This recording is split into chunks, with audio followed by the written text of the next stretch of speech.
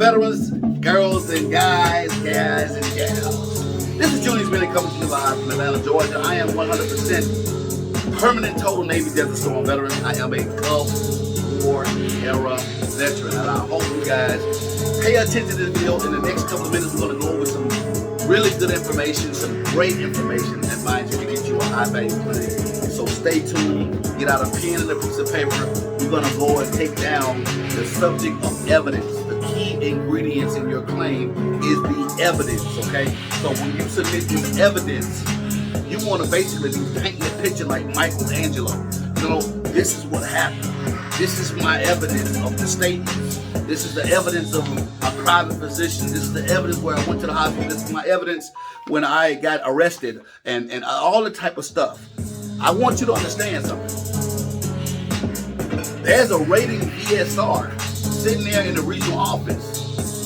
Got this information from the VSR. VSR got your claim from Janesville, Wisconsin. You got some stuff to check out. Some stuff is there. And then they're going to transfer it over to the rating VSR. Once they figure out we got a good claim. So, moving right along, you got your pen and piece of paper? We're going to get into it. All right? I'm excited. We're going to break it down. Give me a moment.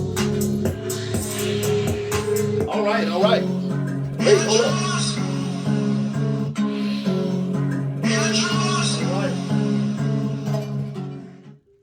Okay, so moving right along, we're right back on the camera. Excuse me, I tried to turn it off, but it kept on going. Anyway, we want to provide great evidence to get you a high value claim. That's our whole mission objective at New Life Veterans, is to get you a high value claim. And in order to achieve a high value claim, we got to make sure that that evidence is trump tight, ladies and gentlemen. That evidence cannot be, Mike, he sounds good. We want to have a lot of that evidence have a lot of weight in your claim. We don't want the CMP examiner to have the most amount of weight, okay? The whole purpose of New Life Veterans is to give you that extra weight in the evidence by providing not only just the medical nexus letters, but other supportive evidence to go in your C-file, okay? So let's move right along. Let's define evidence according to the VA, Title 38, Part 4, ladies and gentlemen, and the adjudication manual. Every type of proof offered to establish a fact is considered evidence, ladies and gentlemen. And I'll say this one more time. Every type, not some type, but every type of proof offered to establish a fact. Okay? So, let's get right along. The most prevalent form of evidence is testimonial evidence. Ladies and gentlemen, oral and written statements from spouses, from family, from buddies. They're going to make statements to help you support. You're going to call them up. You may Facebook message them. I don't know how you're going to get in touch with them, but you're going to need them for certain claims, especially PTSD claims. Okay. In my case, I asked several buddies to write statements, and it took them some time to write those statements, and it took them some time to also get them notarized, ladies and gentlemen. So the statements that they wrote, I had them to go to a bank, and they went to a bank and they got them notarized and signed. So write this down. All statements must be notarized and signed by the people who are making the statements for you in your claim, okay? So make sure that all of them are notarized and signed, all right? The next thing about your proof of evidence is documentary. Documents. In my case, I had a traffic ticket violation. I fell asleep at the wheel. And when I woke up, the cop was knocking on my door, okay? So they gave me a citation that says impeding traffic. I kept that ticket, made a copy of it, and I put it into my paperwork that was faxed off to Janesville, Wisconsin. That is proof of a document. Those of you that have been in traffic accidents that triggered PTSD, if you have that traffic accident, that is good, viable evidence, ladies and gentlemen, to put into your claim. Whatever evidence. It could be a sexual assault, military sexual trauma claim. You got the police reports. You got statements. You got supervisor statements. These are documents that you want to use to put in your evidence file so you can go ahead and win that claim. Real evidence, tangible object. I mean, I could think of a tangible object to provide a diagnosis in the last 12 months. If you have a new prescription that was given and you have that prescription bottle in your hand, you make a copy of it, you send it. I just got issued this. This is a proof of a current diagnosis. That is also for real evidence. Demonstrative evidence, a map or diagram. Some of you are trying to file presumptive claims. Presumptive claims based on being in the Southwest Theater of Operations, Southwest Asia. Some of you have Southwest Asia medals. You can take a picture of the medals if it's not annotated on your DD-214. You also can do a map of that particular area. In my case, I served over there in Jebel Ali, United Arab Emirates. And my ship, the Dwight D. Eisenhower, the first nuclear ship to, I guess at that particular time, to pull port side during that time. And I looked up the Dwight D. Eisenhower, the dates of our cruises, and I could have put that picture in there as a demonstrative type of evidence, okay? So, direct. Evidence capable of itself of proving it fact. Evidence of itself of proving a fact. Let's talk about it. Evidence of proof of itself of proving the fact.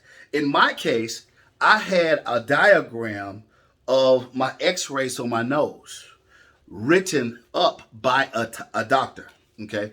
It showed a picture of my nose, and it had a little dark mark right there where they had drew with the pen to show that it was a fracture on my nose. CT images as well was in my CT file. There were also things that was direct, a proven fact. Okay, circumstantial evidence. This is key. Circumstantial evidence. In my case, let me give an example. This fight that I had that broke my nose gave me a deviated septum, gave me a scar, and it closed my airway, so I can't breathe. That triggers obstructive sleep apnea. Okay, so but I did not have any complaints of not breathing in my sleep while I was serving between 1991 and 1995. I did have proof of the deviated septum to prove. That evidence was in my C file or in my service treatment records to present as an in-service event. Okay, I did have the current diagnosis of a broken nose as well. I went to an ENT and got that. But far as claiming the secondary of sleep apnea, to back up the evidence, I scoured my service treatment records. I would suggest you do the same. Your medical and dental records. I went to my dental records and found some key evidence, ladies and gentlemen. On my day of separation, you know how they do this exam when you leave the military? My dentist, after examining my teeth or whatever, she made an annotation in my service treatment records that I was a mouth breather, okay? Ladies and gentlemen, when a dentist has nothing to do with ear, nose, and throat, we're talking about teeth versus ear, nose, and throat. She made that, and that helped me out because that was what you call circumstantial evidence to prove my secondary claim of sleep apnea secondary to a deviated septum. Because my dentist, upon my separation, said that I was a mouth breather, which demonstrates that my nasal septum was broken and my passageway was obstructed. That further supports the evidence of obstructive sleep apnea. So that's an example of circumstantial evidence. Ladies and gentlemen, when you get I got so many calls coming in, they're gonna have to wait. Sorry about that. When you get your decision letter in the mail, this should be the happiest time of your life. And if you enroll into the New Life Insider program, you're gonna get the best advice, counsel, consultation ever. We're going to get you the best evidence. Actually, we're going to get you great evidence so we can obtain you a high value claim. When you get your decision letter back, it's going to say, of course, we made a decision on your VA benefits. They're going to list all of the evidence. Ladies and gentlemen, I filed 11 disabilities, and they will list the evidence. It'll say evidence in the letter. I don't know if you guys can see that with the light. It says evidence right there, okay? All right. Of course, EZ application, 526 EZ. Intent to file, 21-0966. That is considered evidence. They looked at my medical center outpatient treatment records from November 2014 to present. You see, they're looking for evidence, ladies and gentlemen. Whether you know this or not, every time you go to the VA, it's annotated. Birmingham, Alabama VA Medical Center outpatient treatment reports from September 2015 to the present. Tennessee Valley VA Medical Center up in Nashville outpatient treatment reports from December 2003 to present. Wow, from 2003 they pulled out my outpatient treatment records. This is evidence that I did not submit. This is evidence that they're going after to make the case of your chronicity and continuity. Chronicity is time.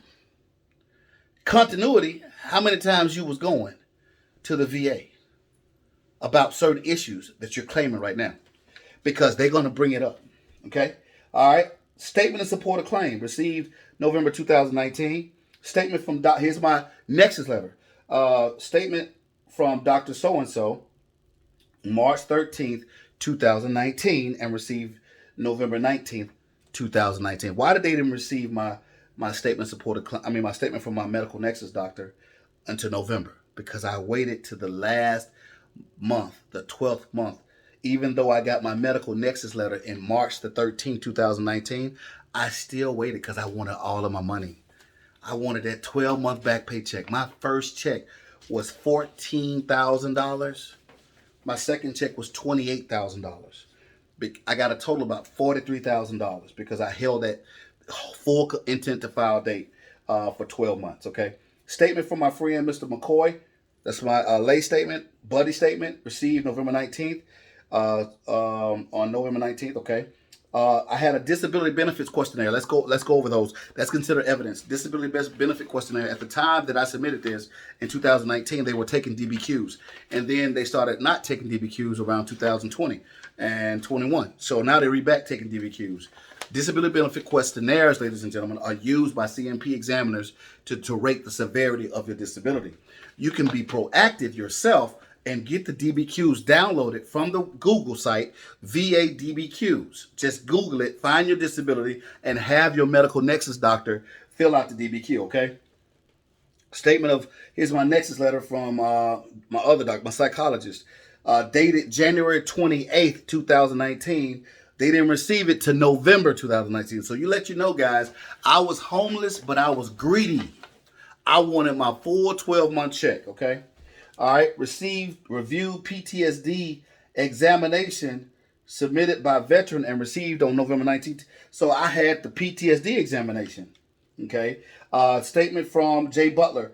This is my buddy's statement. Received a buddy letter from another buddy, November 19th. Statement in support of claim for service connection for post-traumatic stress disorder, secondary to personal trauma, received on November 19th. So there was a form, VA Form 21-0781A. There's a specific statement in support of claim for PTSD secondary to personal trauma, not necessarily dealing with combat, okay? So they have different PTSD applications that you file for your claims, okay? So that's most of the, of course, your DD-214 is part of your evidence. Service treatment records for your period of active duty military service from September 16, 1991 to September 15th, 1995. So they're looking at your service treatment records received on April 2nd, 1997. So when I got out in 95, they didn't receive it at the archives to April 2nd, 97. All right. Service personnel records. That's another form of evidence that they're looking for. Your personnel records is not privy to you. That's just something that they have on you privately. Your personnel records. That's dealing with your promotions, your ranks, your awards, your tours of duty, things of that nature. All right. Service personnel records for your period of active duty military service. They got the dates right there. They received it on December 3rd, 2019. So the VA is going to request your personnel records to add to your claim, okay? They got even the evidence letter to veteran dated November 27, 2018. Statement support a claim for service connection for post-traumatic stress disorder. Statement from Mr. Powell. This is another buddy statement received November 25th, 2019. All my buddy statements, they got them as evidence and listed. Even the letters to you, the letters to veteran dated November 25th, 2019. Letter to veteran dated December the 4th, 2019. VA contract examination, that is considered evidence as well. This is where they had a CMP exam December the 11th, 2019 through December the 18th, 2019. And December the 21st, 2019. I kept going to those CMP exams. They had me back to back going to see them. So as a result, this first decision netted me a 60% evaluation. The rest of the claims were deferred, and they came out with a second decision. And then that second decision that came out was even more favorable with the evidence that we put together on my first filing with 11 disabilities. This is how you know that you get 100% permanent total. When your decision letter says basic eligibility to dependents, education assistance, that is a benefit of 100% permanent and total. That means your spouse and your children can go back to school and you receive a tax-free monthly benefit direct deposit into their account while they're going to school. So that's an indicator that you got 100% permanent total. So, you know, the evidence again that we're talking about that they have listed on each and every one of these documents. Let me see if there's anything else that they did not benefit from or... Okay, statement of support of claims for tinnitus, tinea versicolor, no scar statement, statement of support of claim for PFB, statement of support of claim for deviated septum. Notice, I told you I filed 11 disabilities and I had to fill out a statement of support of claim for every last one of them. So hint, hint, whatever you're filing, if you call our office, do a consultation, and we recommend to file for 3 disabilities, and your statement of support of claim got to be there for every last one of them, okay? Also, too, if you're filing secondary claims, we want to file BVA appeal court cases that ruled in the veteran's favor. At least 3 cases we're going to add as evidence to your claim as well. So we'll teach you how to do that, too. All right. Anything else? Okay. Disability benefit questionnaires. They looked at that I did for PTSD. DBQs for skin diseases. They looked at that. Statement support of claim again. Okay, the 526 EZ is considered as evidence for compensation.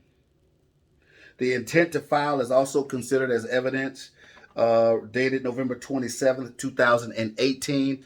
So they paid me. Remember when I was submitted November 19th, 2019, they had to pay me all the way back to November 27th, 2018. I really had up until November 26th, but I was too chicken to wait to that date to submit. So I filed it a few days earlier, November the 19th. Okay, I wanted that full 12 months. All right.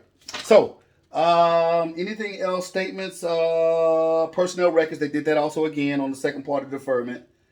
Notification letter, contract examinations, QTC. Now remember, on my other one, they had the dates of the contract examinations as evidence too. So to let you know the validity, my VA contract examinations was January 20th, 2020. This is right before the pandemic. January 22nd, 2020, and January 23rd, 2020. On the other one, they had to do those CMP exams, and then on the other ones, let's see what the dates were because I didn't remember. I know it was close by. VA contract was examinations to make a decision was December the 11th, 2019. Yes, right, December the 18th, 2019, and December 21st, 2019. So they made a decision right after they did the CMP exams. I think it was January something, the next month, they made a decision. And then they had me to still go to CMP exams again in the same month, January 20th, 22nd, and 23rd. And then they didn't make a decision until April and gave me the remainder. And that's when I got the fat check for $28,000. So anyway, just wanted to shoot this video about evidence. You need to have some solid evidence, and that's what we're here for at New Life Veterans. All right, by calling the number on the TV on the website. You can usually get in touch with me. If you can't, just send me a text. But also, you got to put your name, email, and telephone number in there to provide a good consult. Okay. Thank you so much for watching this video. We appreciate your watching our videos. Hit the notification button to receive new videos. Hit the like button or comment below on anything you learned today. Talk to you soon. God bless.